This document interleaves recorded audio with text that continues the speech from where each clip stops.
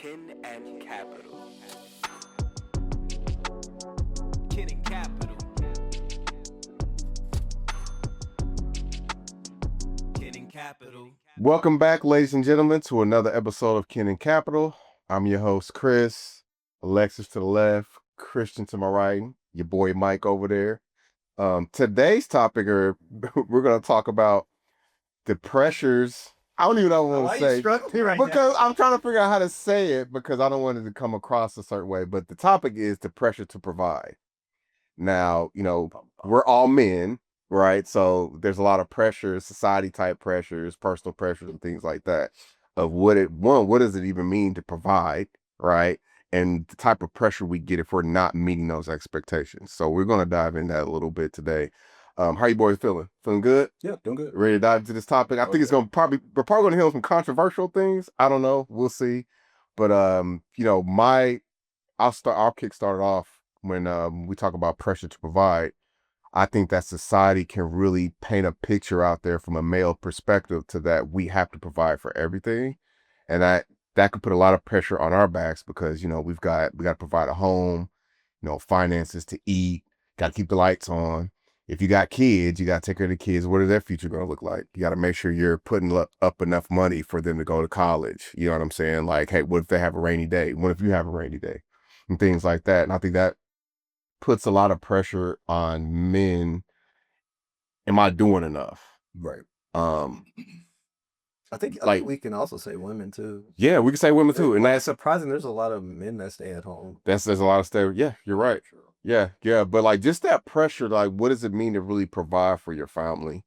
I think when we're single, there's not really a lot of pressure because you're just trying to figure it out and then you don't have anybody else to worry about. Like, man, if I lose this job, I'll just find another and I'll be all right for a little minute. Yeah.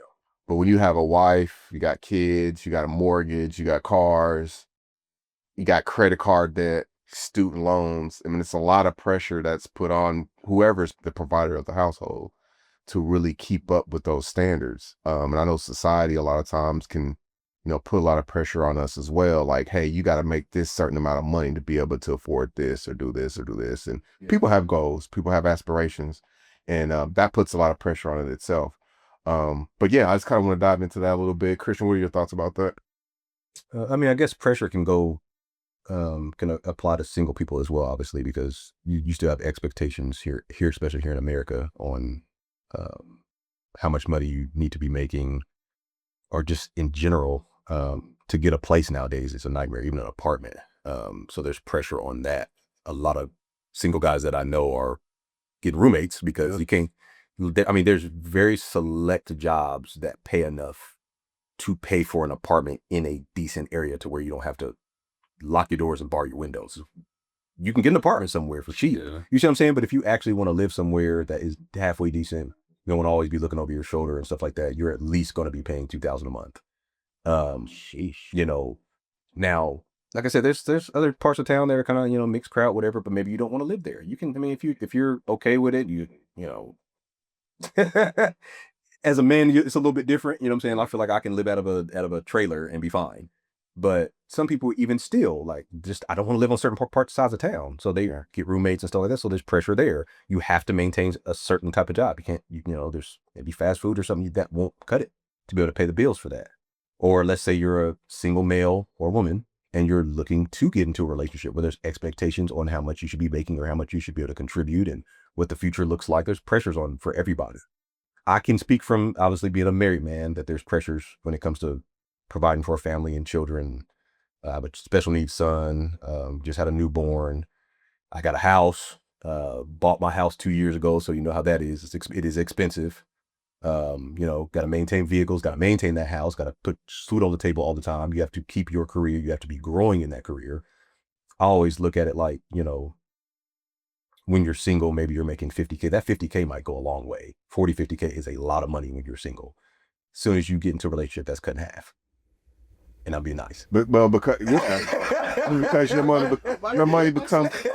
Well, I had to think for a second. He said it gets cut in half. I was like, whoa. Well, because your money becomes their money. Money is that? Yeah, now it's shared money. It's shared. Now, granted, if they work, obviously y'all both sharing the money and stuff like that. But that 50K, y'all doing more things, you know, y'all going out more, you know, there might be some trips involved, different stuff like that. Now there's pressure to, okay, maybe I should start looking for a higher paying role in a different industry, a manager role. You start trying to climb because now you're talking about kids. Now y'all talking about vehicles. Now instead of an apartment, well, I don't like your apartment. I want us to get something that's ours. Now there's the pressure of, okay, you always have to be increasing. And that's not always the case, but there's still invisible pressures, even if it's, you know, again, y'all on the same page and stuff like that. You still want to make sure you're putting your kids in the best situations.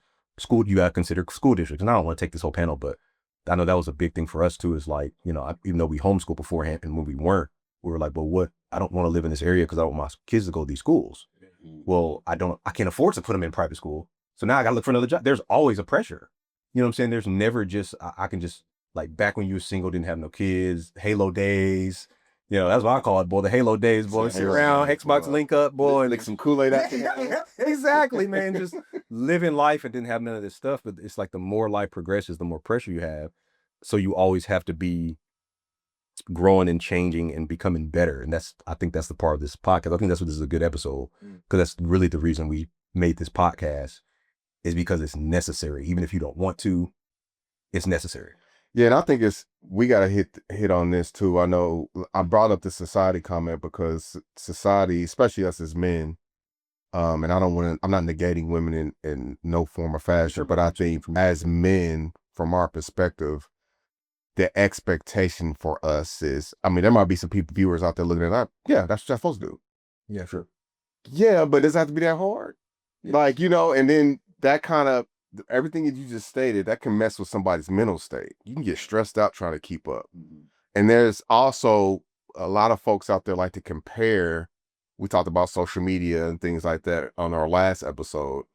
People see what other folks are making, how they're living, what they got on. You're like, man, I want that. That looks fun. That looks like I can, you know, financial freedom. You try to put yourselves in putting that pressure on your back to get that more high paying job. You know what I mean? You, like you said, you met somebody whose style of living is different than yours. Maybe you're more laid back, reserved. You met somebody who's more flashy, more into the finer things of life, luxury dining, you know, luxury clothing, luxury cars. So you like that person. You want to be able to meet their standards. So, you know, maybe you have the money, maybe you don't, but you're dishing out more money to kind of meet that lifestyle. And that's a pressure that's putting, you know, you may realize it, you may not, but that's a little bit of pressure being applied, because you're like, what happens if I can't supply that? You know, what if I can't live up to those standards of that lifestyle? What happens to my relationship? You know, what happens to my life in general? Like, I'm putting up more money. I don't have a lot of money to put up for a rainy day now, because we're going out eating $300 dinners, and we could have used that to help pay a couple bills. You know what I'm saying? Yeah, sure. I think there's a lot out there in society that, for us men, makes us feel like that's what we're supposed to be doing anyway. And if you want that person, you're gonna do that anyway. Or you know what I mean? It's just a lot of pressure on men. There's an interesting part of this topic too that makes it hard as well, because the older generation will kind of tell you, well, you need to live below your means.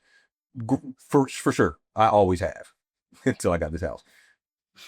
I've always kind of lived below my means or at my means. Problem with that in today's society, with everything costing so much, it's virtually impossible.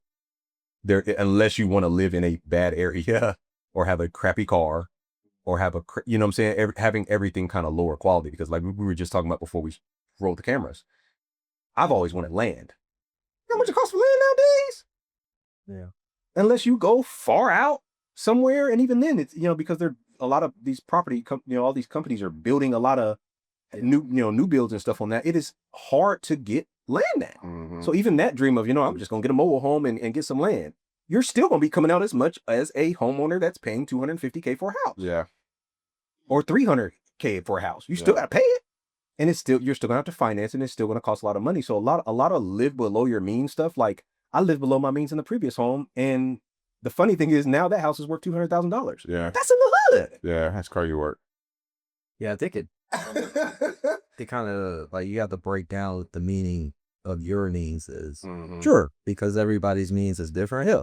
And there is a bottom, mm-hmm. right? And if you're around that bottom, it's going to be hard for you to make that means. I think really it just comes down to strategizing. People don't really consider things that we talked about in the last episode, like breakfast, standings. There's a lot of factors that come into putting the pressures on us, men, women, whatever, because we're either trying to keep up with Jones or could not. Yeah. And if we're not, then what are we doing at that point? What are our goals Right. in that? And then you have the changes within the economic, infrastructure, right? Or look at how inflation has impacted things, how gas prices have impacted things, how the cost of homes has impacted things, the availability of things has impacted things. True. And those kind of pressures add to the means. So it's like, okay, I think sometimes people get stuck in their lifestyle and what they like to have. And so if you go get organic chicken, stay with me. You go get organic chicken, right? Organic chicken is more expensive than the non. Yep. But that you probably need to conserve more money because you're not doing so well, or you either live below that means or to that means. Are you taking the organic chicken or are you taking the Tyson? Sure, right? And with that, that's if my wife goes to the grocery store when everything's organic, that's a lot of things that's organic or healthy options. Yeah.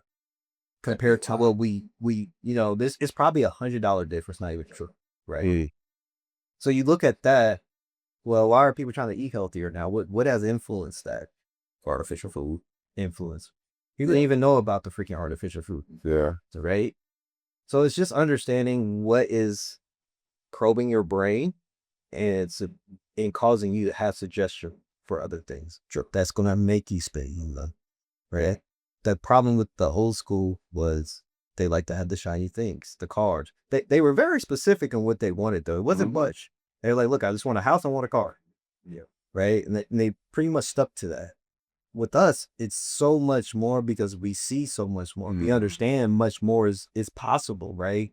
Like we talk about when we were kids in high school, we never dreamed of all the things that's possible for us to do or access now. And so now that we're living in it, we're trying to figure out how to live in that world. Yeah. We're still trying to figure that out. And I think that's a pressure by itself because it changes how we live. So how do we provide at that point, right? So by yourself, with your family, just our kids, you're constantly making changes or sacrifices. Adapting. Yeah. But I think it's a great topic like we've been saying because I don't know what the answer is for it. I think really is just strategize and just keep being aware of what's changing around you and influencing you. I think that's really Yeah. Now, Karen, let me ask y'all this. So I'm trying to think if this is a pressure or not, because we talk about meeting somebody, a significant other. They have their ambitions. They have things that they want to attain, their goals, different lifestyle. You got your own lifestyle. You have goals like, hey, in 5 years, I want to have this much saved in the bank, or I want this job, or I want to pay this house off. Somebody else comes in the mix. Their goals become your goals. Their aspirations become your aspirations. You may have to pivot away from your goals and what you planned on in the next 5 years. I want this to like, okay, you got these plans, you live this type of lifestyle. We're going to have to pivot and incorporate your plans in that a little bit. Is that a form of pressure? But I'm going to tell you something. We've been saying something. Last episode is you have to be able to focus on nothing else. You will not achieve all those goals are not going to get achieved if you don't focus one at a time, for sure. That's one thing me and my wife took from last year was we try to do too many things. When we started focusing on one goal, we start getting there faster. It has to be alignment. Like we were talking about that before we started this episode was you have to be aligned on what the direction is. Right? We're not trying to facilitate a million different things. Yeah. Because it's just going to slow us down and we'll look back and realize we haven't made any steps forward. Right. So it's like, yeah, if you want these things, we can get there. It just won't be today. Yeah. I think communication is the key, to be honest with you. You got to set those, whoever you're with or even by yourself, just, have a conversation with yourself, but you got to set manageable expectations, have that conversation. And these conversations ain't easy. When you talk about finances and aspirations, where you want to go, yeah, there's always going to be conflict there, but you have to figure out how to come to a medium and where it makes sense for both of you. Like, okay, this makes sense, but you're gonna have to sacrifice something. Somebody gonna have to sacrifice something for the greater good, right? But I think communication is the key. I know one thing, and here's the thing, we may be putting this pressure on ourselves because Absolutely. because I know myself. we just disagree. Yeah, but I don't agree. you don't agree. But let me To an extent, yeah. let me say what I'm Mostly, saying. Let me say what I'm Okay, saying. go ahead. I think that, and that's why I brought up communication on both sides, from men and women. I think we have these assumptions in our head. I might make an assumption like, oh, her expectations are this, so I'm going to have to do this for that. And she might think the same thing. If we just come together, have and communicate, set some boundaries, set some expectations, we might be like, oh, well, shoot, my assumptions are all wrong. Yes. Sure, yeah. You know what I'm saying? Like, oh, if we should have been had this conversation and we would have been good. But I think we sometimes put that pressure on ourselves because you're like, man, I know she likes this. I know she likes doing this. That means I got to do this. But then you might have a conversation. I like those things, but I don't need them. Look, let me tell you right now. Not like I got the best advice on this, but or the one that beats saying it, but the best thing me and my wife could have done was talk about what we wanted to do, how we react to different things there. Like, I want this go there and that route there. Because it is all self-pressure. Mm-hmm. When you accept something from somebody else, it's in what I just said. You're accepting that. So you're taking on that pressure. You don't have to do anything anyone tells you, Mm-hmm. right? You don't. You literally can be like, I don't want to do that. And it's going to be a tough conversation after that. Mm-hmm. But if you feel strongly, it does not have to be done. Yeah, you don't. Yeah. When you say, I don't want to deal with it, I don't want to hear nothing after that. Mm-hmm. Because you didn't want to deal with it. You didn't want to have the tough conversation. I don't care if the conversation is months long. You got to do what you got to do. Because at the end of the day, if you're just unhappy consistently because you feel like you're having to make up for something Mm-hmm. because you're not speaking your voice, Mm-hmm. like, this is really getting into like a whole like couple thing. But even if it's not a couple thing, if it's work related, if it's like family related, like aunts, parents, whatever, you have to be your own person. As a couple, you are one person. If one of y'all is feeling Free different, night line, yeah. then y'all can't look. If one says, I want to go out and buy this $2,000 whatever, and you go, oh, no, I don't know how I feel about that. If one does not agree, it should not get done. There's no, it shouldn't get bought. Nope. Yeah. Until both are of agreement. Yeah. Yeah. Then it gets done. Yeah. That's why I feel like the pressures are self-made then. Because it's like, okay, you're not aligned clearly. Right. Why are you accepting this? Yeah. Like, that's how a relationship actually fails. It's because one person is going to consistently take that stuff on. It's going to turn to resentment. Yeah. And then they're like, oh, y'all were married for 10 years. What happened? Yeah. I fed up finally. You spoke up. You're like, I don't want to do this anymore. Yeah. Yeah. Well, Well, I'd be more aligned. you was gonna say something that you had disagreed on something. You got that green screen. Should we hear this? I know. Do you need to like censor it a little bit? No, not at all. It's more so. It's not really even that deep. It's just men and women are different, no matter how much this generation tries to make it seem that we're the same. Men do not have the same desires as women. Men are simple. A lot of things we do to make our wife happy to an extent. Obviously, within reason, you still have to be the head, and if it doesn't make sense, it doesn't make sense, like you were saying. But at the end of the day, I cannot stress enough, I would live in an RV if I didn't have a wife and kids. You see what I'm saying? So some of it is pressure that I didn't put on myself. Yeah. But at the same time, I also want it for them because I want them happy. Right. And some men may think, oh, you do too much to try to make your wife happy or your family happy. I better say the N-word, but so. Yeah. I'm sorry. Because I'm going to go on a topic a little bit, and this doesn't need to be censored. Because the Bible commands us to give. And you're never more like God than when you're giving. Mm-hmm. But society has made people think that relationships are about receiving. I want to give to my family. I want to make them happy. That's a very good point. I want to dig deep and sacrifice of myself to give them the things that they desire. I want to give my kids a good education. I want my wife to have things that she desires because God made women to desire a little bit more than men. Yeah. So I have to sacrifice on myself. If I stay within my own self and live the way I intend to live, I'm not living out my full potential that God intends me to live because I'm now selfish. Men are selfish. I don't want nothing. I want to do nothing. I don't want to go to work. I'd sit at home and draw comic books all day. That is not God's goal for my life. Mm-hmm. My goal, God's goal for my life is to give, to serve, Mm-hmm. to do for others. That's the whole purpose of everything. But the internet and people online will tell you, and that's why so many people are single now, because everybody's looking, what can this person do for me? When the battle What of are the they bringing to the relationship should table? be, Yeah. I'm in competition with you to outdo you, giving something to me. We're in constant competition. I bet you I'll give more to you. That's what it should be. You should seek to be a bigger giver. Yeah. Doesn't mean it's not going to put pressure on you. Life is not meant to be easy. Right. Nothing God put before us to obtain is easy. Right. Relationships ain't easy. Following him ain't easy. If you're looking to be a Christian because you're looking for ease, it ain't easy. you probably choosing the wrong religion.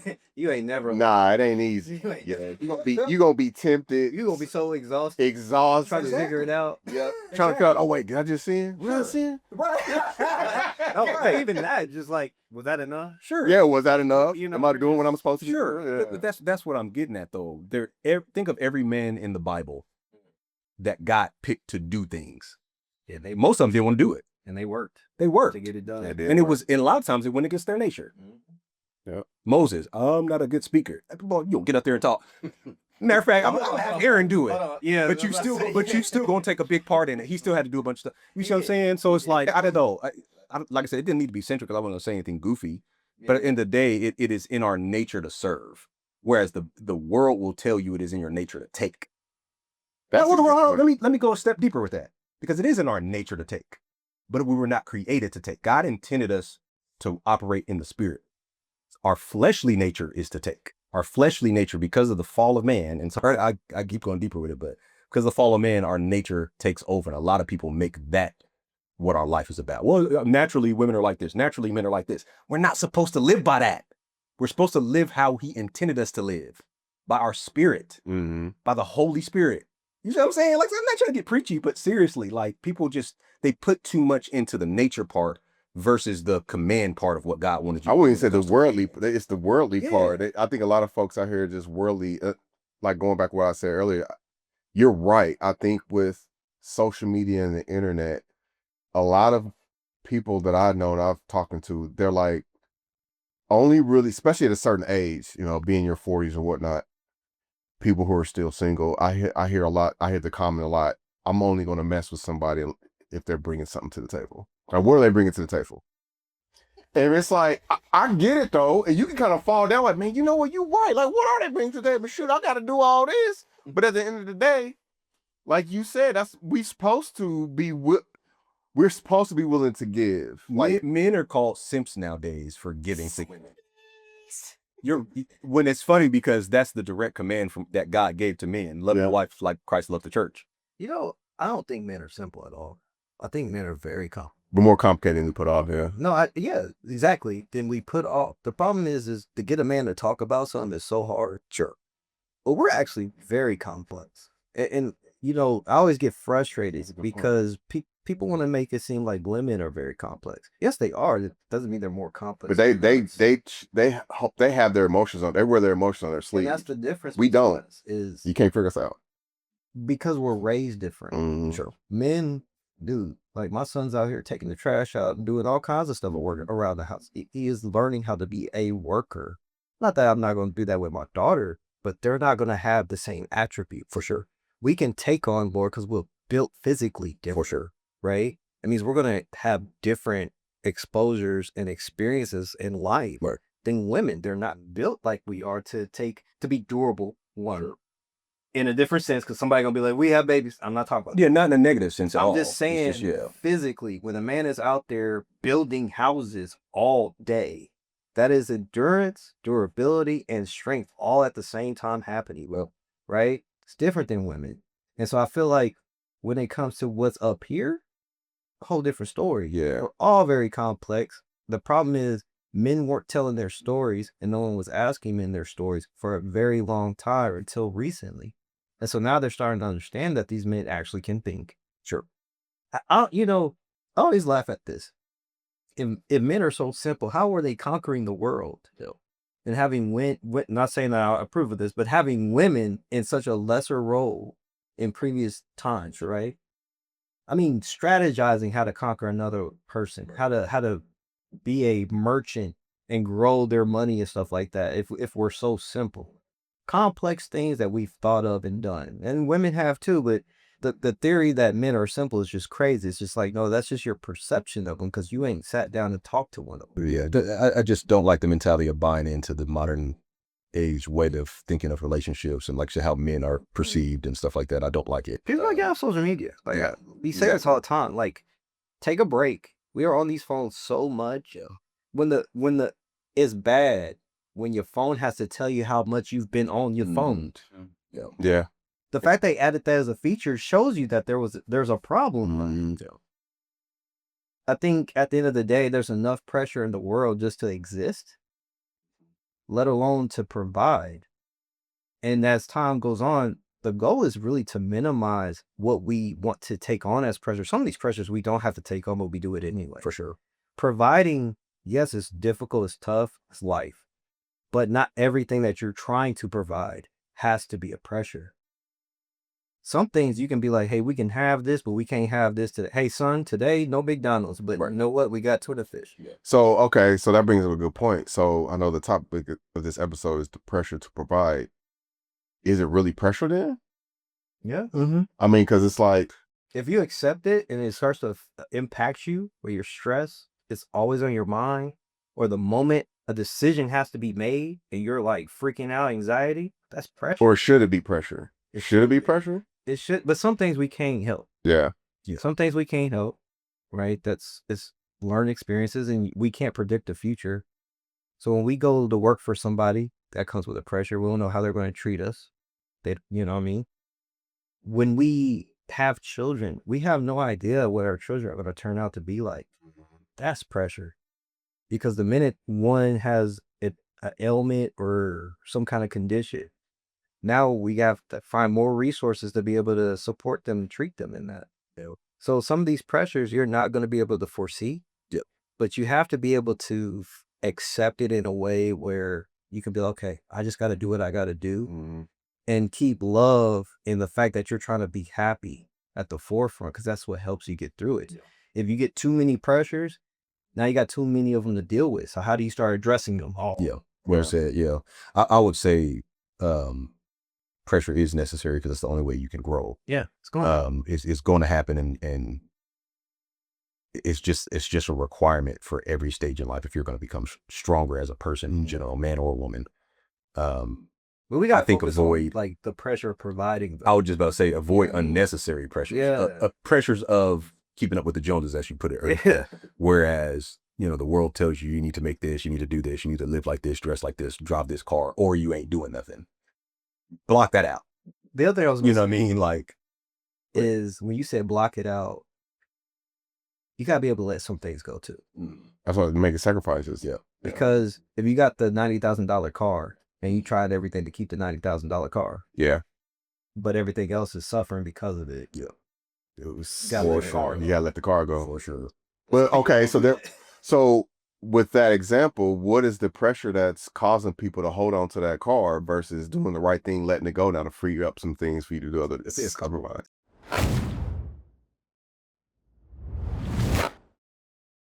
All right, ladies and gentlemen, we all want to thank you for tuning into this episode of Candid Capital. We're definitely going to have a part 2 of this. As you can see, with some very good topics that we got into, very passionate conversation.